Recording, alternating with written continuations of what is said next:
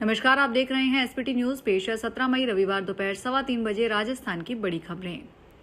प्रधानमंत्री नरेंद्र मोदी के नीदरलैंड दौरे पर हैं। उन्होंने द हेग में भारतीय समुदाय को संबोधित करते हुए दुनिया के मौजूदा हालात पर चिंता जताई। मोदी ने कहा कि आज मानवता के सामने कई बड़ी चुनौतियां हैं। ये दशक आपदाओं का दशक बन गया है।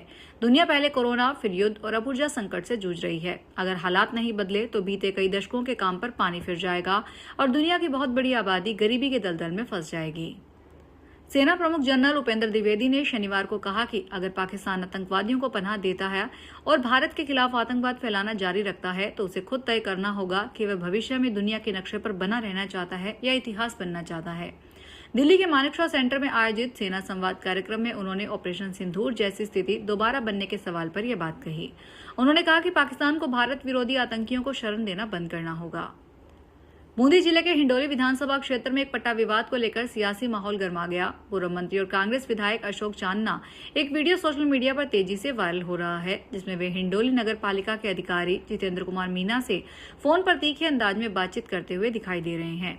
वीडियो में अशोक चांदना एक कांग्रेस कार्यकर्ता के पट्टे पर की जा रही कार्रवाई को लेकर नाराजगी व्यक्त कर रहे हैं। बातचीत के दौरान वे अधिकारी को चेतावनी देते हुए कहते सुनाई दे रहे हैं कि अगर इसकी दीवार पर एक पत्थर भी गिराया तो मैं छोड़ूंगा नहीं। उन्होंने कांग्रेस कार्यकर्ताओं को परेशान नहीं करने की बात भी कही। बीकानेर शहर और आसपास के क्षेत्रों में लंबे समय से चले आ रहे गंभीर जल संकट के बीच अब राहत की खबर सामने आई है। शनिवार को इंदिरा गांधी नहर परियोजना में पानी का प्रवाह दोबारा शुरू हो गया, जिससे पश्चिमी राजस्थान के कई जिलों में पेयजल आपूर्ति व्यवस्था के सामान्य होने की उम्मीद बढ़ गई है। चीफ इंजीनियर ने जानकारी देते हुए बताया कि नहरबंदी समाप्त होने के बाद अब इंदिरा गांधी नहर में पानी छोड़ा गया है और यह प्रवाह तेजी से आगे बढ़ रहा है। पानी मसीता वाली हेड 0 RD तक पहुंच चुका है। पाकिस्तान क्रिकेट बोर्ड के चेयरमैन मोहसिन नकवी इस महीने भारत आ सकते हैं। आईसीसी ने नकवी को अहमदाबाद में होने वाली बोर्ड मीटिंग और आईपीएल 2026 फाइनल में शामिल होने का न्योता भेजा है। फाइनल 31 मई को खेला जाना है। मीडिया रिपोर्ट के मुताबिक नकवी ने यह निमंत्रण पाकिस्तान के प्रधानमंत्री शहबाज शरीफ को भेज दिया है। अब वही तय करेंगे कि नकवी भारत आएंगे या नहीं। आईसीसी की तरफ से मई के आखिर में कई अहम बैठकें आयोजित की जानी है। इनमें चीफ एग्जीक्यूटिव्स कमेटी यानी सीईसी की बैठक 21 मई को वर्चुअल होगी। इसके बाद 30 और 31 मई को अहमदाबाद में बोर्ड मीटिंग रखी गई है। कोटा में प्रसूताओं की मौत और तबियत बिगड़ने के मामले को लेकर कोटा उत्तर विधायक व पूर्व मंत्री शांति धारीवाल ने राज्य सरकार पर गंभीर आरोप लगाए हैं। धारीवाल ने कहा कि कोटा और जयपुर स्तर पर जांच कमेटियों का गठन किया गया है, लेकिन एक भी कमेटी यह नहीं बता सकी कि आखिर प्रसूताओं की तबियत बिगड़ने का कारण क्या था।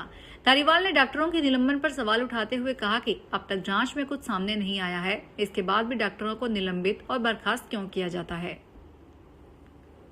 नीट पेपर लीक मामले में बीजेपी के राजस्थान प्रदेशाध्यक्ष मदन राठौड़ ने कहा कि कांग्रेस के नेता किस मुंह से सवाल करते हैं। गहलोत के सबसे खास रहे आरपीएससी के चेयरमैन को पेपर आउट करने के मामले में गिरफ्तार किया गया था। वो आंकड़ में डूबे हैं और हमारे चेहरे को लेकर कहते हैं कि तिलक सही न लगाया। नीट मामले में मैं एटीए को धन्यवाद देना चाहता हूं कि तुरंत पेपर को रद्द कर नई तारीख की घोषणा कर दी, वरना परीक्षा में विलंब होने पर स्टूडेंट्स का अभ्यास टूट जाता, जैसे भर्ती में हुआ। उनकी नौकरी लगने के बाद अभ्यास टूट गया था। अब उनको परीक्षा देने को कहोगे तो उनका अभ्यास नहीं है। मदन राठौड़ शनिवार को अलवर में पंडित दीनदयाल महाअभियान के प्रशिक्षण शिविर में भाग लेने के लिए तीसरे सत्र में हसन खां स्थित पल्लीवाल जैन भवन पहुंचे थे। अलवर में शादी करवाने के नाम पर ठगी करने वाली लुटेरी दुल्हन की गैंग का खुलासा हुआ है। गिरोह ने जुड़ी 2 कथित लुटेरी दुल्हनों ने अलग अलग तरीके से परिवार को निशाना बनाया। पहली दुल्हन शादी से पहले ही नशीला पदार्थ पिलाकर करीब 3 लाख रुपए और सामान लेकर फरार हो गई, जबकि दूसरी दुल्हन शादी के बाद लगातार पैसों की मांग कर परिवार पर दबाव बना रही है। पीड़ित की शिकायत पर कोतवाली थाना पुलिस ने गिरोह के 10 आरोपियों को खिलाफ मामला दर्ज करके जांच शुरू कर दी है। झालावाड़ के झालरापाटन विधानसभा क्षेत्र में नई राशन दुकानों के आवंटन का रास्ता साफ हो गया है। राज्य सरकार ने आवंटन सलाहकार समिति का गठन कर दिया, जिससे लंबित आवेदनों पर कार्रवाई शुरू हो सकेगी। यह क्षेत्र पूर्व मुख्यमंत्री वसुंधरा राजे का विधानसभा क्षेत्र है। रसद विभाग ने करीब 8 माह पहले नई दुकानों के लिए आवेदन आमंत्रित किए थे। हालांकि आवंटन सलाहकार समिति का गठन न होने के कारण यह प्रक्रिया लंबित थी। समिति के अभाव में उपभोक्ताओं को राशन सामग्री लेने के लिए दूसरे वार्डों और गांवों तक लंबी दूरी तय करनी पड़ती थी। राज्य सरकार ने देर रात आवंटन सलाहकार समिति के गठन की सूचना जारी की है। बूंदी जिले में अवैध बजरी खनन और परिवहन पर प्रभावी रोक लगाने के लिए महत्वपूर्ण निर्देश जारी किए गए हैं। अब जिले के पेट्रोल पंप और फ्यूल स्टेशन संचालकों को संदिग्ध और बिना वैध पंजीकरण संख्या वाले वाहनों को ईंधन उपलब्ध नहीं करवाने को कहा गया है।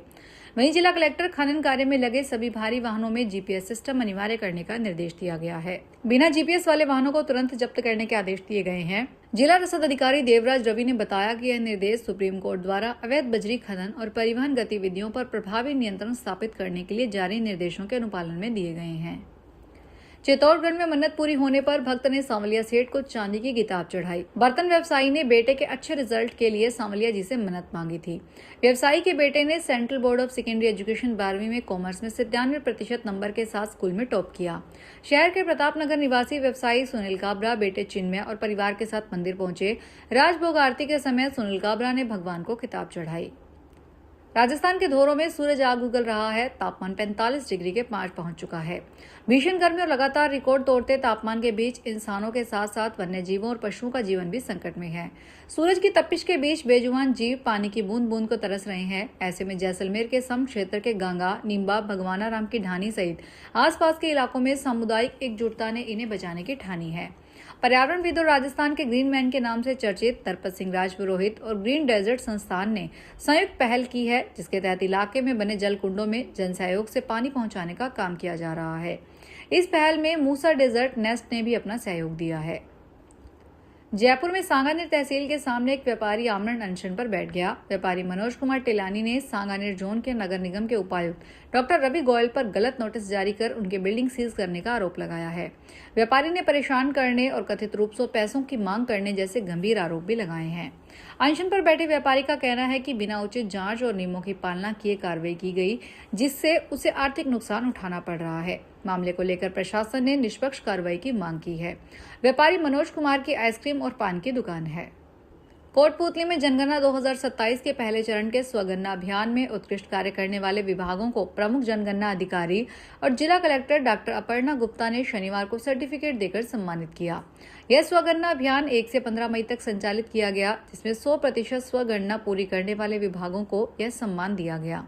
सम्मानित विभागों में राजकीय औद्योगिक प्रशिक्षण संस्थान कोटपूतली के सहायक निदेशक, महिला एवं बाल विकास विभाग कोटपूतली बहरोड के उप निदेशक तथा आर्थिक एवं सांख्यिकी विभाग कोटपूतली बहरोड के उप निदेशक शामिल रहे। झुंझुनू में जनगणना 2026 की शुरुआत शनिवार से हो गई है। फील्ड में काम करने वाली टीमों के लिए कार्यक्रम किया गया। इसके बाद इन्हें फील्ड में भेजा गया, जहां बताया गया कि फील्ड में काम करने वाले प्रगणकों और सुपरवाइजरों को फील्ड से फोटो और वीडियो शेयर करने होंगे। नगर परिषद झुंझुनू ऑफिस में इसे लेकर जिला स्तरीय कार्यक्रम आयोजित किया गया। जिला जनगणना अधिकारी और अतिरिक्त जिला कलेक्टर अजय कुमार आर्य, अतिरिक्त जिला जनगणना अधिकारी और सांख्यिकी विभाग के उप निदेशक पूनम कटेवा और नगर परिषद आयुक्त देवीलाल बोचलिया ने हरी झंडी दिखाकर जनगणना टीमों को रवाना किया। फिलहाल खास खबरों में इतना ही। ताजा खबरों की जानकारी के लिए देखते रहिए एसपीटी न्यूज। धन्यवाद।